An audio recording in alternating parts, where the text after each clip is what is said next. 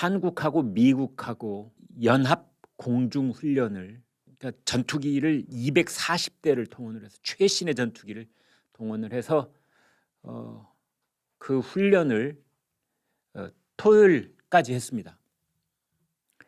이제 그 훈련이 있은 것에 대해서 북한이 뭐 이런 저런 뭐 대응 도발을 했고, 도발을 먼저 한 건 이제 북한이고 이렇게 돼 있는데, 오늘 아침에 방금 전에 북한군 총참모부가 관영 매체 조선중앙통신을 통해서 이제 자기네들이 한미 연합 공중 훈련에 대항해서 어떻게 보복 조치를 했다라는 걸 아주 길고 소상하게 밝혔습니다.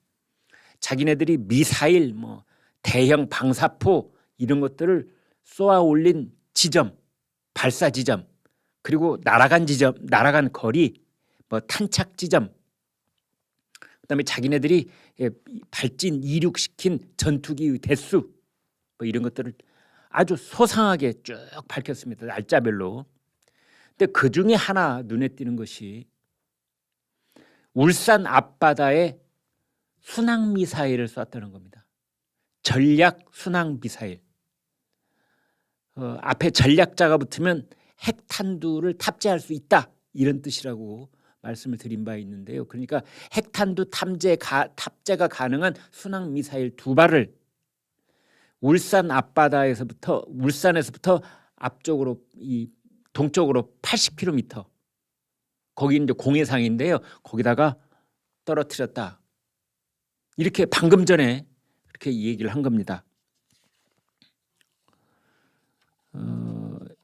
그 북한이 이러한 이제 보도를 하면서 총참모부가 하면서 그 정확하게 탄착 지점까지 밝혔습니다.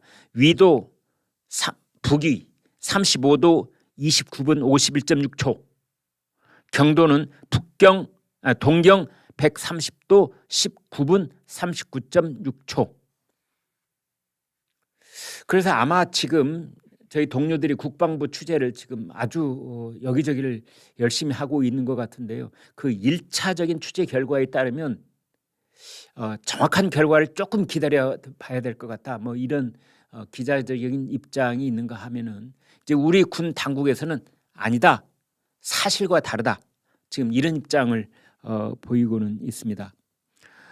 그래서 이걸 조금 더 분석을 해봐야 되지 않느냐라는 그러한 입장을 가진 쪽에서는 이렇게 정확하게 북위 몇 도 몇 분 몇 초, 동경 몇 도 몇 분 몇 초라고 지점을 콕 찍은 걸로 봤을 때 이건 100% 허풍은 아닐 것 아니냐, 이제 이런 분석도 있는가 하면, 그러나 그 오늘 북한군 총참모부가 밝힌 바에 따르면은 전투기를 500대를 띄워서, 지난 4일 500대를 띄워서 공중작전을 벌였다, 뭐 이런 대목도 있습니다.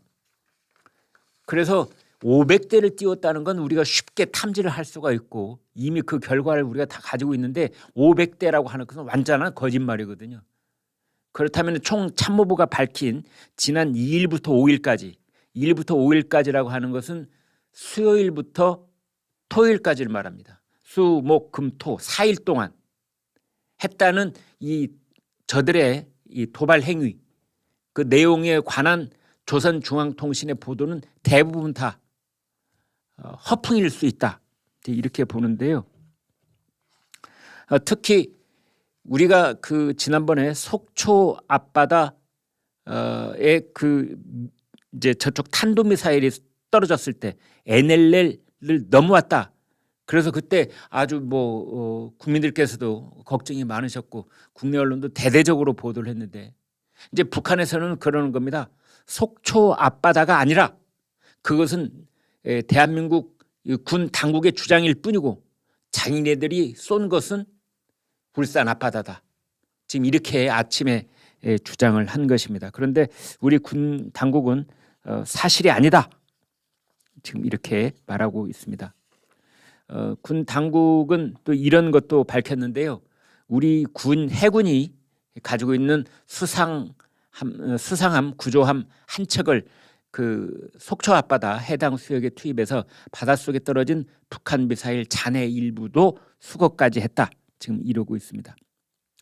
이거보다 더 이제 이번 분석에서의 성과는 뭐냐면은 북한이 왜 여러 발을 ICBM급까지 포함해서 동쪽으로 쏘아 올렸는데 이것은 여러분 EMP탄이라고 있습니다. 그게 뭐냐면 전자파를 무력화시키는 핵폭탄을 말합니다.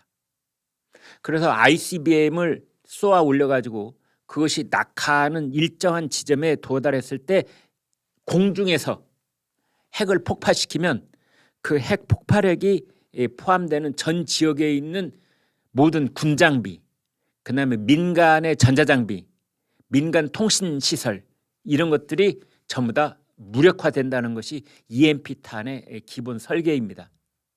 그래서 북한이 그걸 어쩌면 시험해 본 것이 아니냐 이제 이런 분석도 나와 있습니다. 만약 이것이 성공적으로 이루어졌다고 하면은 그때 이제 우리 동해상에 들어와 있던 레이건 미국의 레이건 항공모함을 포함해서 항공모함 전투기들 다 무력화 될 수도 있다 이런 분석이거든요.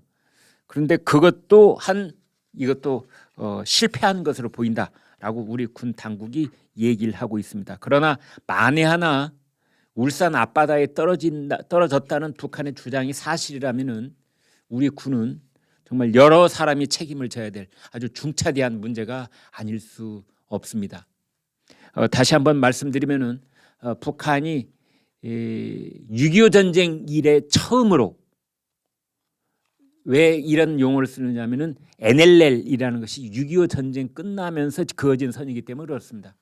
6.25 전쟁 이후 처음으로 NLL 북방 한계선 이걸 넘어서서 탄도미사일을 쐈다. 라고 우리가 발표를 했었는데 그것마저도 전 국민을 경악하게 만들었는데 그것을 넘어서서 속초 앞바다가 아니라 울산 앞바다까지 전략 순항미사일 2발을 썼다는 북한의 오늘 아침 방금 전의 주장이 사실일 경우에 이것은 우리 안보에 어마어마한 문제가 돌출될 것이다 라고 말하지 않을 수가 없습니다.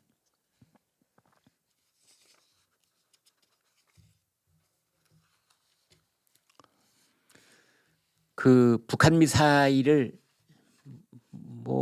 밤에 불꽃놀이 하듯이 북한이 이제 지난주에 쏘아댔는데 그 관련 전문가들이 그 금액으로 약 7천만 달러라고 했지 않습니까? 7천만 달러. 이제 이 돈이 어디서 나왔을까? 이게 매우 궁금했었거든요. 이 돈이 어디서 나왔지? 중동의 극비리의 무기 수출에서 나왔나? 아니면 암암리에 중국이 혹시 도와준 거 아니야? 여러 가지 얘기들이 많이 있었습니다만 오늘 조선일보 보도를 보면은 이렇게 되어 있습니다. 북한이 올해 들어서만 암호화폐, 비트코인, 이더리움 이런 것들 그것을 탈취를 해서 약 1조 7천억 원 이상을 확보하는 것으로 알려졌다. 1조 7천억.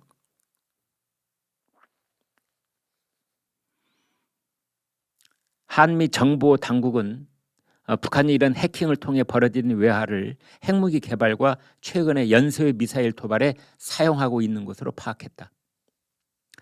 북한이 비트코인, 이더리움 같은 암호화폐를 해킹해서 확보한 돈은 한미 정보 당국이 현재까지 확인한 것만 최소 1조 7천억.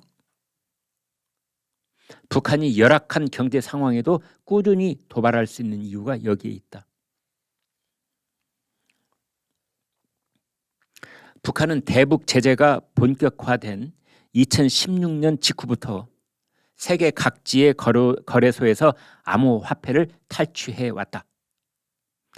암호화폐 경제 생태계가 급성장하면서 북한의 정찰 총국이 지휘하는 것으로 알려진 해킹 집단 라자루스 등이 거래소 해킹에 집중했고 이렇게 쌓인 돈이 핵 미사일 개발을 위해 재원으로 쓰이고 있다.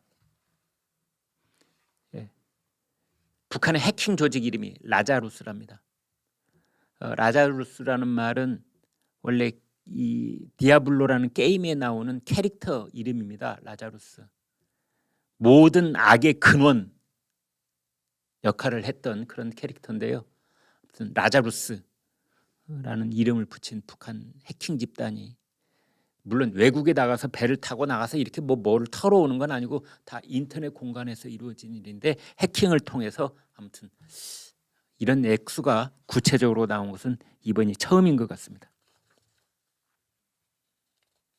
즉 그래서 여기에 대한 대비책으로는 뭐가 있느냐? 세 가지가 있습니다.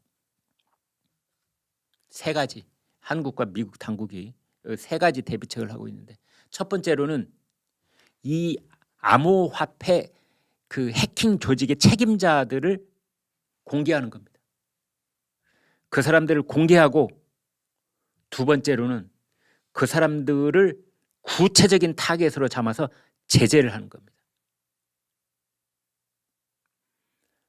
다시 정리 말씀드리면, 해킹 조직의 핵심 인물들의 신상 정보 공개, 두 번째로는 이 해킹을 할 수 있는 이 터널, 그다음에 돈 세탁에 관련된 돈 세탁 그 업체나 인물에 대해서 제재를 하는 겁니다. 그다음에 세 번째로는 그자들이 가지고 있는 해외 은닉 자산들을 전부 다 압수를 하는 겁니다. 지금 이제 그런 작업들이 진행이 되고 있습니다.